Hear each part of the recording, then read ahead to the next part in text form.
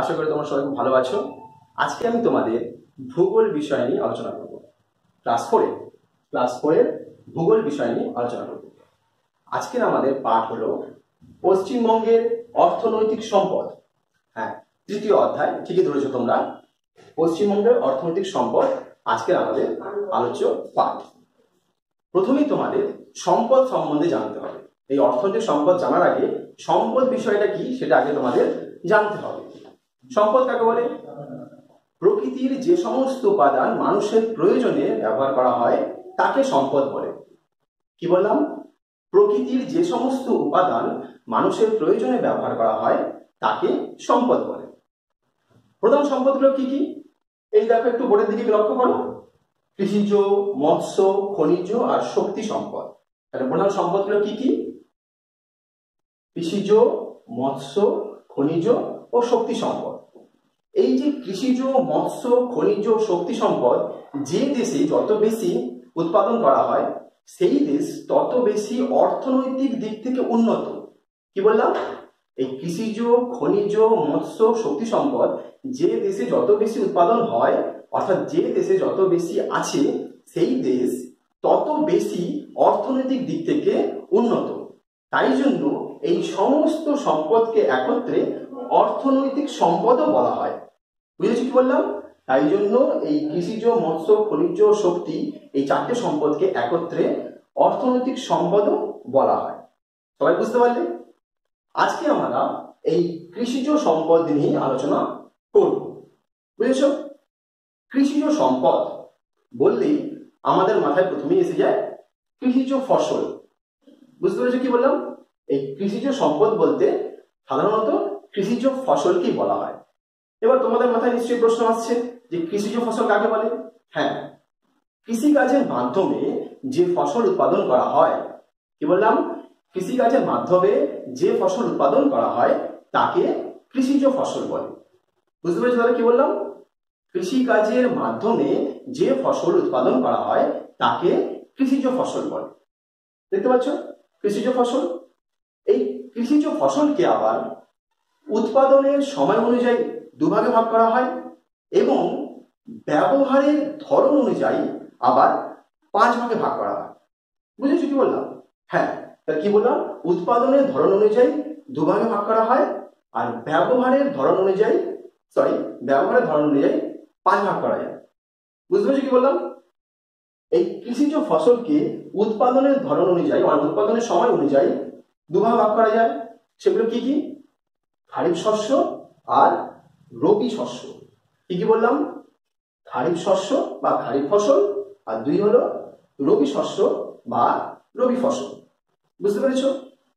এবার তোমাদের প্রশ্ন আসছে খারিফ শস্য কাকে বলে? কি তাই তো?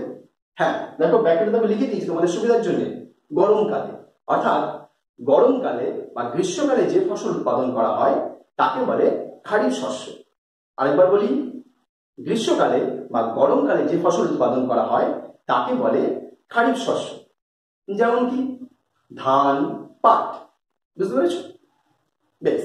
অনুরূপভাবে শীতকালে যে ফসল চাষ করা হয় তাকে বলে রবি শস্য বা রবি ফসল। কি বললাম? শীতকালে যে ফসল চাষ করা হয় তাকে বলে রবি শস্য বা রবি ফসল। যেমন কি গম, ডাল ইত্যাদি। সবাই বুঝতে পেরেছ? এ প্রসঙ্গে তোমাদের বলে রাখি, এই যে কৃষিজ ফসল, হ্যাঁ, আমাদের ভারতবর্ষ তথা পশ্চিমবঙ্গে কৃষিকাজের সঙ্গে যুক্ত আছে আমাদের অনেক মানুষজন। বেশিরভাগ মানুষজনই আমাদের পশ্চিমবঙ্গে এই কৃষিকাজ করে জীবিকা নির্বাহ করে থাকেন। কত শতাংশ?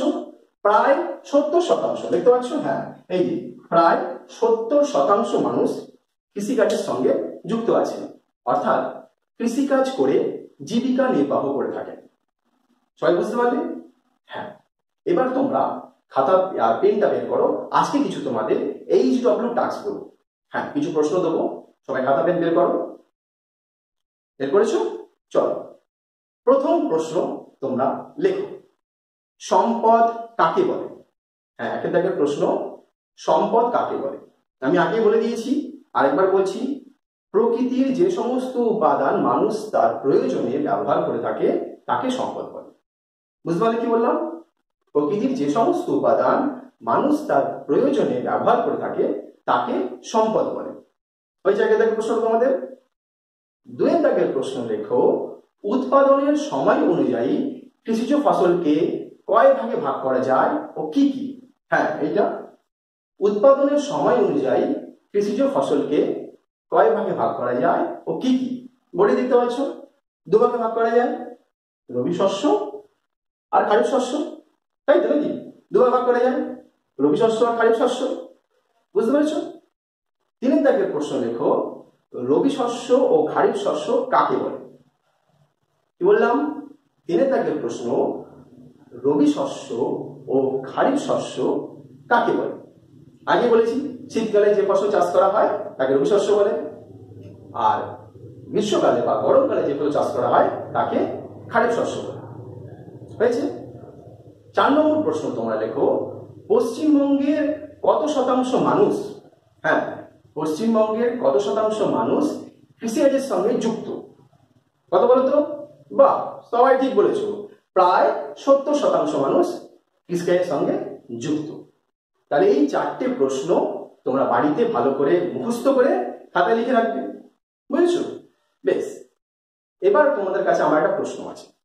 এই যে কৃষিজ ফসল যে বিষয়টা আমরা এখন আলোচনা করলাম, এই কৃষিজ ফসল বলতে গেলে প্রধানত কোন শস্যের কথা আমাদের মাথায় প্রথম আসে? হ্যাঁ, ধানের কথা প্রথম আসে। তাহলে এই যে ধান, এই ধানের বিষয়ে আমরা বিস্তারিতভাবে পরবর্তী ভিডিওতে আলোচনা করব। বুঝেছো? তাহলে এই যে প্রশ্নগুলো তোমরা মন দিয়ে পড়াশোনা করবে, সুন্দর করে লিখে রাখবে এবং বাড়িতে ভালো থাকবে, সুস্থ থাকবে। Fire spreading all around my room.